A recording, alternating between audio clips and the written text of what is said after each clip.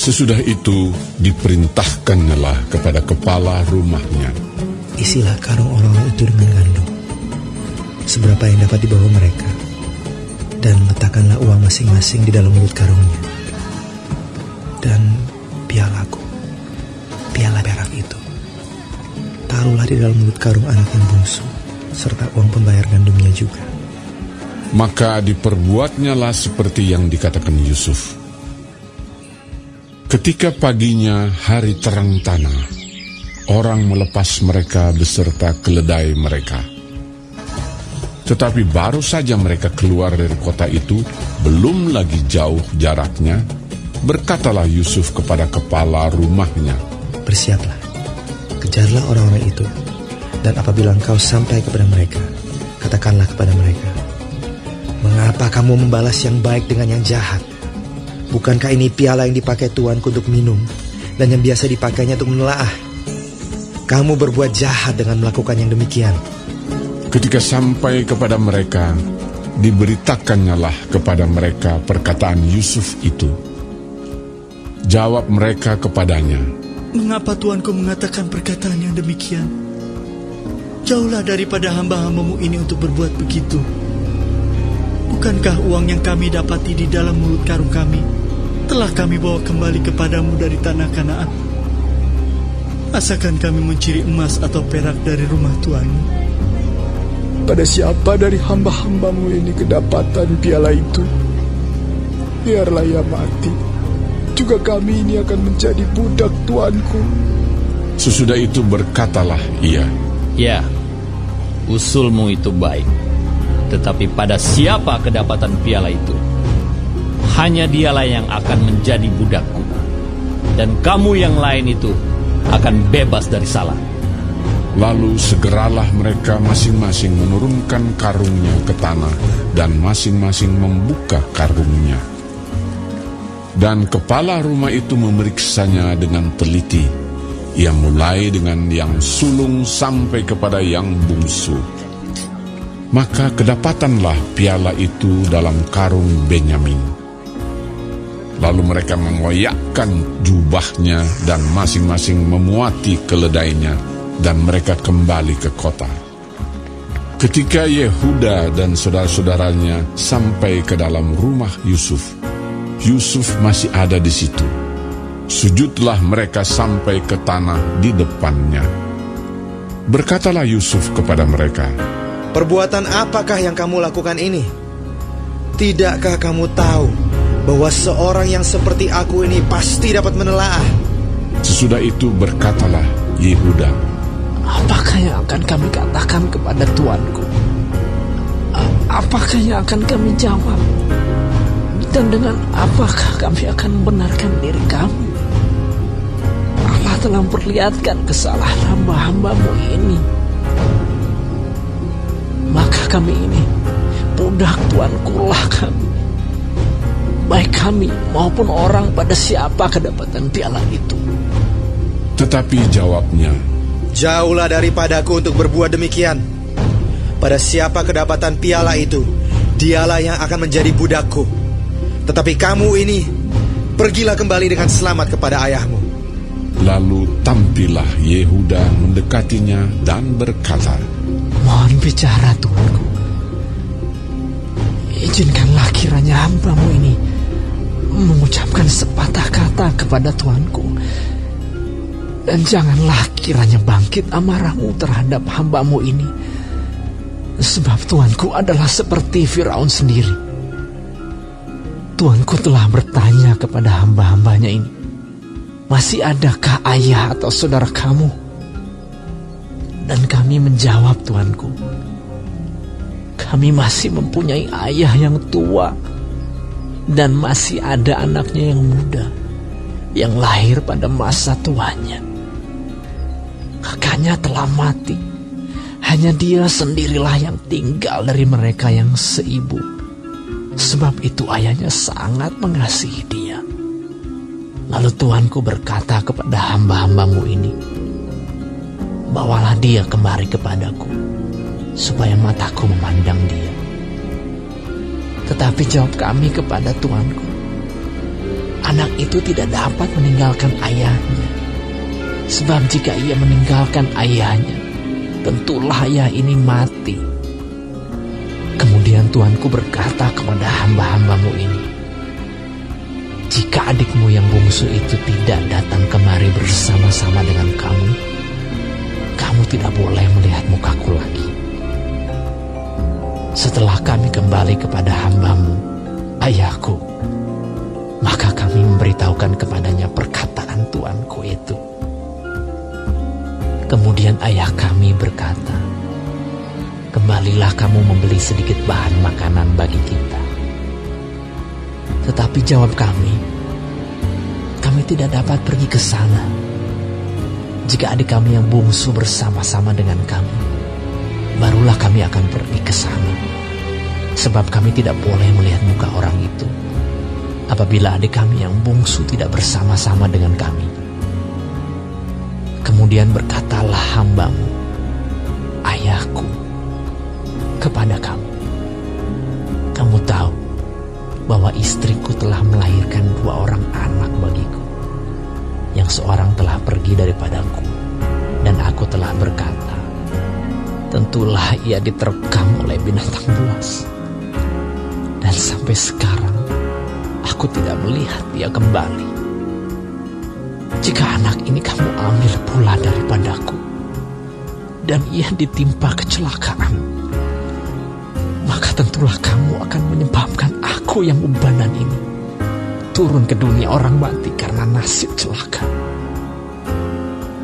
Maka sekarang, apabila aku datang kepada hambamu, ayahku, dan tidak ada bersama-sama dengan kami anak itu, padahal ayahku tidak dapat hidup tanpa dia, tentulah akan terjadi apabila dilihatnya anak itu tidak ada, bahwa ia akan mati, dan hamba-hambamu ini akan menyebabkan hambamu, ayah kami yang hubanan itu, turun ke dunia orang mati karena duka cita. Tetapi hambamu ini telah menanggung anak itu terhadap ayahku dengan perkataan, jika aku tidak membawanya kembali kepada Bapa, maka akulah yang berdosa kepada Bapa untuk selama-lamanya. Oleh sebab itu, baiklah hambamu ini tinggal menjadi budak tuanku menggantikan anak itu. Dan biarlah anak itu pulang bersama-sama dengan saudara-saudaranya. Sebab masakan aku pulang kepada ayahku apabila anak itu tidak bersama-sama dengan aku.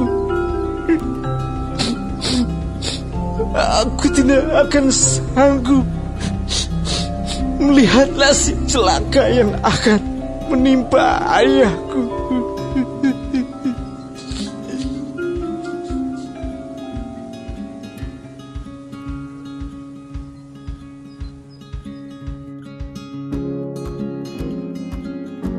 Ketika itu Yusuf tidak dapat menahan hatinya lagi di depan semua orang yang berdiri di dekatnya. Lalu berserulah ia, Suruhlah keluar semua orang dari sini. maka tidak ada seorang pun yang tinggal di situ bersama-sama Yusuf ketika ia memperkenalkan dirinya kepada saudara-saudaranya.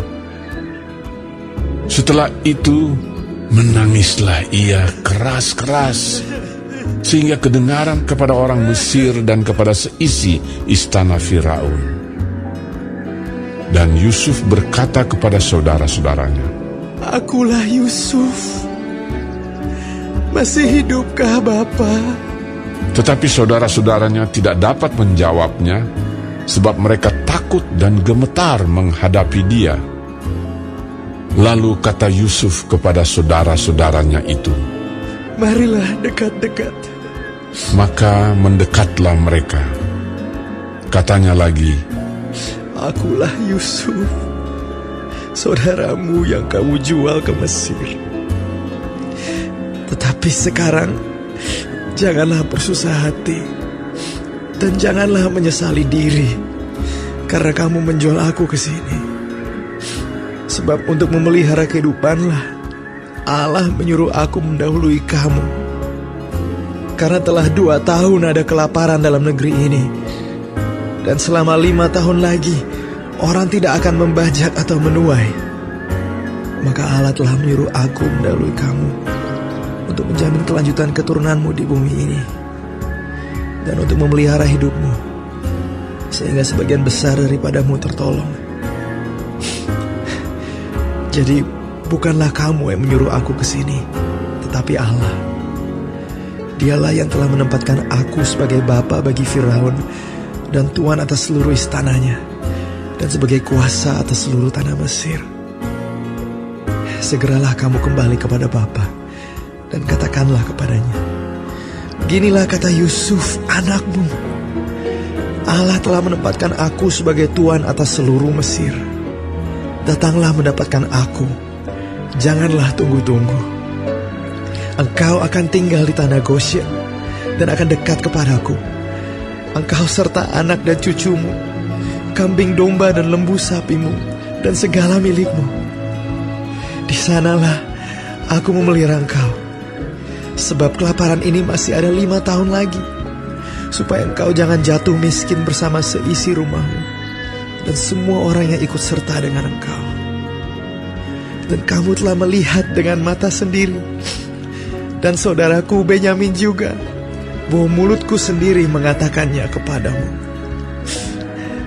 Sebab itu ceritakanlah kepada Bapa segala kemuliaanku di negeri Mesir ini, dan segala yang telah kamu lihat. Kemudian segeralah bawa Bapa kemari. Lalu dipeluknyalah leher Benyamin, adiknya itu, dan menangislah ia, dan menangis pulalah Benyamin pada bahu Yusuf. Yusuf mencium semua saudaranya itu dengan mesra, dan ia menangis sambil memeluk mereka. Sesudah itu, barulah saudara-saudaranya bercakap-cakap dengan dia. Ketika dalam istana Firaun terdengar kabar bahwa saudara-saudara Yusuf datang, hal itu diterima dengan baik oleh Firaun dan pegawai-pegawainya. Lalu berkatalah Firaun kepada Yusuf, Katakanlah kepada saudara-saudaramu, buatlah begini, muatilah binatang-binatangmu dan pergilah ke tanah Kanaan. Jemputlah ayahmu dan seisi rumahmu, dan datanglah mendapatkan aku. Maka aku akan memberikan kepadamu apa yang paling baik di tanah Mesir, sehingga kamu akan mengecap kesuburan tanah ini. Selanjutnya, engkau mendapat perintah mengatakan kepada mereka, buatlah begini, bawalah kereta dari tanah Mesir untuk anak-anakmu dan istri-istrimu, jemputlah ayahmu dari sana, dan datanglah kemari. Janganlah kamu merasa sayang meninggalkan barang-barangmu, sebab apa yang paling baik di seluruh tanah Mesir ini adalah milikmu. Demikianlah dilakukan oleh anak-anak Israel itu. Yusuf memberikan kereta kepada mereka menurut perintah Firaun. Juga diberikan kepada mereka bekal di jalan.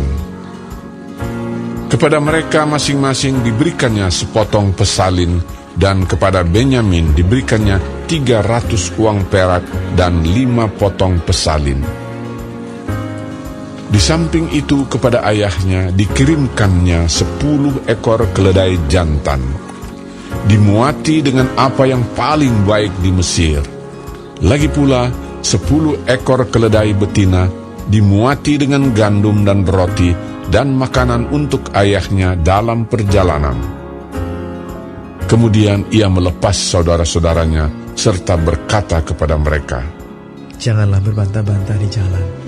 Demikianlah mereka pergi dari tanah Mesir dan sampai di tanah Kanaan kepada Yakub ayah mereka. Mereka menceritakan kepadanya, Yusuf masih hidup. Bahkan dialah yang menjadi kuasa atas seluruh tanah Mesir. Tetapi hati Yakub tetap dingin, sebab ia tidak dapat mempercayai mereka. Tetapi ketika mereka menyampaikan kepadanya segala perkataan yang diucapkan Yusuf, dan ketika dilihatnya kereta yang dikirim oleh Yusuf untuk menjemputnya, maka bangkitlah kembali semangat Yakub, ayah mereka itu. Kata Yakub, Cukuplah itu. Anakku Yusuf masih hidup. Aku mau pergi lihatnya sebelum aku mati.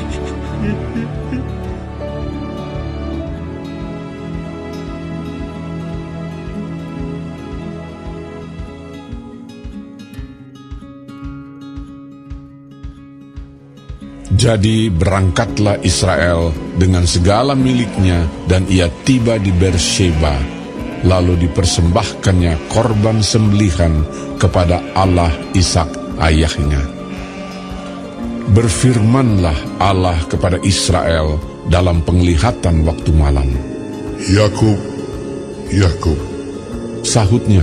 Ya, Tuhan. Lalu firman-Nya, Akulah Allah, Allah ayahmu.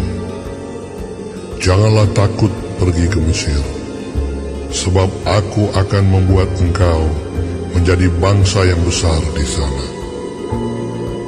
Aku sendiri akan menyertai engkau pergi ke Mesir, dan tentulah aku juga akan membawa engkau kembali. Dan tangan Yusuflah yang akan mengatupkan kelopak matamu nanti. Lalu berangkatlah Yakub dari Beersheba, dan anak-anak Israel membawa Yakub, ayah mereka, beserta anak dan istri mereka, dan mereka menaiki kereta yang dikirim Firaun untuk menjemputnya. Mereka membawa juga ternaknya dan harta bendanya yang telah diperoleh mereka di tanah Kanaan. Lalu tibalah mereka di Mesir, yakni Yakub dan seluruh keturunannya bersama-sama dengan dia. Anak-anak dan cucu-cucunya, laki-laki dan perempuan, seluruh keturunannya dibawanyalah ke Mesir. Inilah nama-nama Bani Israel yang datang ke Mesir, yakni Yakub beserta keturunannya. Anak sulung Yakub ialah Ruben. Anak-anak Ruben ialah Henoh, Palu, Hezron, dan Karmi. Anak-anak Simeon ialah Yemuel, Yamin, Ohad, Yakin, dan Zohar, serta Saul, anak seorang perempuan Kanaan. Anak-anak Lewi ialah Gerson, Kehat, dan Merari. Anak-anak Yehuda ialah Onan, Shela, Peres, dan Zerah. Tetapi dan Onan mati di tanah Kanaan. Dan anak-anak Peres ialah Hezron dan Hamul. Anak-anak Isakhar ialah Tola, Pua, Ayub, dan Simron. Anak-anak Zebulon ialah Seret, Elon, dan Yahleel. Itulah keturunan Lea yang melahirkan bagi Yakub di Padan Aram anak-anak lelaki serta Dina juga, anaknya yang perempuan. Jadi seluruhnya, laki-laki dan perempuan, berjumlah 33 jiwa. Anak-anak Gad ialah Zifion, Hagi, Shuni, Ezbon, Eri, Arodi, dan Areli. Anak-anak Asher ialah Yimna, Yiswa, Yiswi, dan Beria. Serah ialah saudara perempuan mereka, dan anak-anak Beria ialah Heber dan Malkiel. Itulah keturunan Silpa, yakni hamba perempuan yang telah diberikan Laban kepada Lea, anaknya perempuan, dan yang melahirkan anak-anak bagi Yakub, seluruhnya 16 jiwa. Anak-anak Rahel, istri Yakub, ialah Yusuf dan Benyamin. Bagi Yusuf lahir Manasye dan Efraim di tanah Mesir, yang dilahirkan baginya oleh Asnat, anak perempuan Potifera, imam di On. Anak-anak Benyamin ialah Bela, Bekher, Asibel, Gera, Naaman, Ehi, Rosh, Mupim, Hupim, dan Ared. Itulah keturunan Rahel yang telah lahir bagi Yakub. Seluruhnya berjumlah 14 jiwa. Anak Dan ialah Husim. Anak-anak Naftali ialah Yahzeel, Guni, Yezer, dan Shilem. Itulah keturunan Bilha, yakni hamba perempuan yang diberikan Laban kepada Rahel, anaknya yang perempuan, dan yang melahirkan anak-anak itu bagi Yakub. Seluruhnya berjumlah 7 jiwa. Semua orang yang tiba di Mesir bersama-sama dengan Yakub, yakni anak-anak kandungnya, dengan tidak terhitung istri anak-anaknya, seluruhnya berjumlah 66 jiwa. Anak-anak Yusuf yang lahir baginya di Mesir ada 2 orang. Jadi keluarga Yakub yang tiba di Mesir seluruhnya berjumlah 70 jiwa. Yakub menyuruh Yehuda berjalan lebih dahulu mendapatkan Yusuf, supaya Yusuf datang ke Goshen menemui ayahnya. Sementara itu sampailah mereka ke tanah Goshen. Lalu Yusuf memasang keretanya dan pergi ke Goshen, mendapatkan Israel, ayahnya. Ketika ia bertemu dengan dia, dipeluknya lah leher ayahnya dan lama menangis pada bahunya. Berkatalah Israel kepada Yusuf, Sekarang bolehlah aku mati, setelah aku lihat mukamu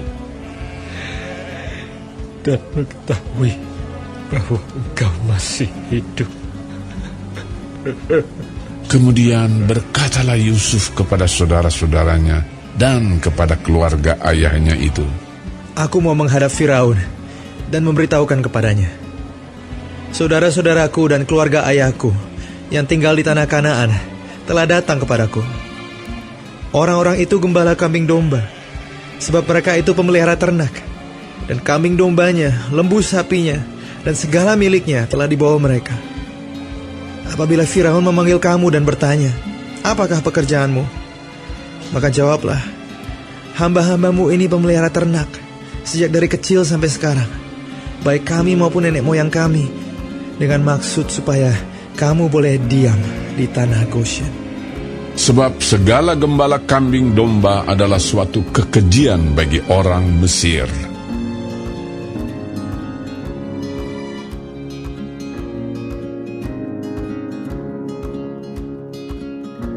Yesus mengatakan suatu perumpamaan kepada mereka untuk menegaskan bahwa mereka harus selalu berdoa dengan tidak jemu-jemu.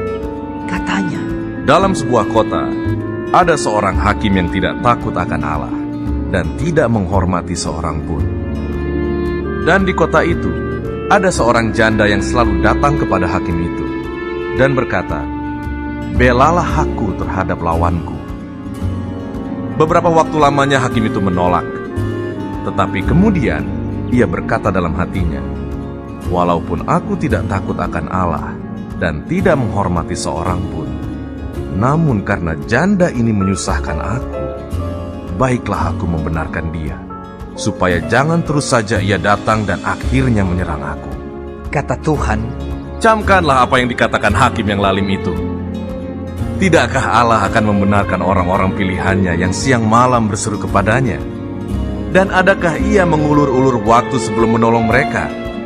Aku berkata kepadamu, ia akan segera membenarkan mereka. Akan tetapi, jika anak manusia itu datang, adakah ia mendapati iman di bumi? dan kepada beberapa orang yang menganggap dirinya benar dan memandang rendah semua orang lain, Yesus mengatakan perumpamaan ini. Ada 2 orang pergi ke bait Allah untuk berdoa. Yang seorang adalah Farisi dan yang lain pemungut cukai. Orang Farisi itu berdiri dan berdoa dalam hatinya begini, "Ya Allah, aku mengucap syukur kepadamu, karena aku tidak sama seperti semua orang lain. Bukan perampok, bukan orang lalim, bukan pezina, dan bukan juga seperti pemungut cukai ini. Aku berpuasa 2 kali seminggu. Aku memberikan 1/10 dari segala penghasilanku." Tetapi pemungut cukai itu berdiri jauh-jauh. Bahkan ia tidak berani menengadah ke langit, melainkan ia memukul diri dan berkata, "Ya Allah, kasihanilah aku orang berdosa ini." Aku berkata kepadamu, orang ini pulang ke rumahnya sebagai orang yang dibenarkan Allah, dan orang lain itu tidak. Sebab barang siapa meninggikan diri, ia akan direndahkan, dan barang siapa merendahkan diri, ia akan ditinggikan. Maka datanglah orang-orang membawa anak-anaknya yang kecil kepada Yesus supaya ia menjamah mereka. Melihat itu, murid-muridnya memarahi orang-orang itu. Tetapi Yesus memanggil mereka dan berkata, "Biarkanlah anak-anak itu datang kepadaku, dan jangan kamu menghalang-halangi mereka. Sebab orang-orang yang seperti itulah yang empunya kerajaan Allah. Aku berkata kepadamu, sesungguhnya, barang siapa tidak menyambut kerajaan Allah seperti seorang anak kecil, ia tidak akan masuk ke dalamnya." Ada seorang pemimpin bertanya kepada Yesus. Katanya, "Guru yang baik, apa yang harus aku perbuat untuk memperoleh hidup yang kekal?" Jawab Yesus, "Mengapa kau katakan aku baik? Tak seorang pun yang baik selain daripada Allah saja. Engkau tentu mengetahui segala perintah Allah. Jangan berzina, jangan membunuh, jangan mencuri, jangan mengucapkan saksi dusta. Hormatilah ayahmu dan ibumu." Kata orang itu. Semuanya itu telah kuturuti sejak masa mudaku. Mendengar itu, Yesus berkata kepadanya, "Masih tinggal 1 hal lagi yang harus kau lakukan. Jualah segala yang kau miliki, dan bagi-bagikanlah itu kepada orang-orang miskin. Maka engkau akan beroleh harta di surga. Kemudian datanglah kemari, dan ikutlah aku." Ketika orang itu mendengar perkataan itu, ia menjadi amat sedih, sebab ia sangat kaya. Lalu Yesus memandang dia dan berkata, "Alangkah sukarnya orang yang beruang masuk ke dalam kerajaan Allah. Sebab lebih mudah seekor unta masuk melalui lubang jarum daripada seorang kaya masuk ke dalam kerajaan Allah." Dan mereka yang mendengar itu berkata, "Jika demikian, siapakah yang dapat diselamatkan?" Kata Yesus, "Apa yang tidak mungkin bagi manusia, mungkin bagi Allah." Petrus berkata, "Kami ini telah meninggalkan segala kepunyaan kami dan mengikut Engkau." Kata Yesus kepada mereka, "Aku berkata kepadamu, sesungguhnya setiap orang yang karena kerajaan Allah meninggalkan rumahnya, istrinya atau saudaranya, orang tuanya atau anak-anaknya, akan menerima kembali lipat ganda pada masa ini juga. Dan pada zaman yang akan datang, ia akan menerima hidup yang kekal." Yesus memanggil ke-12 muridnya, lalu berkata kepada mereka, "Sekarang kita pergi ke Yerusalem, dan segala sesuatu yang ditulis oleh para nabi mengenai Anak Manusia akan digenapi.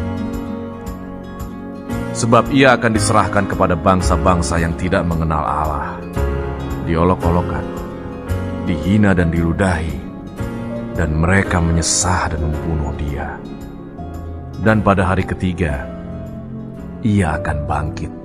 Akan tetapi mereka sama sekali tidak mengerti semuanya itu. Arti perkataan itu tersembunyi bagi mereka dan mereka tidak tahu apa yang dimaksudkan. Waktu Yesus hampir tiba di Yeriko, ada seorang buta yang duduk di pinggir jalan dan mengemis. Waktu orang itu mendengar orang banyak lewat, ia bertanya, "Apa itu?" Kata orang kepadanya, "Yesus orang Nazaret lewat." Lalu ia berseru, "Yesus, anak Daud, kasihanilah aku." Maka mereka yang berjalan di depan menegur dia supaya ia diam. namun semakin keras ia berseru, Anak Daud, kasihanilah aku. Lalu Yesus berhenti dan menyuruh membawa orang itu kepadanya. Dan ketika ia telah berada di dekatnya, Yesus bertanya kepadanya, Apa yang kau kehendaki supaya aku perbuat bagimu? Jawab orang itu, Tuhan, supaya aku dapat melihat.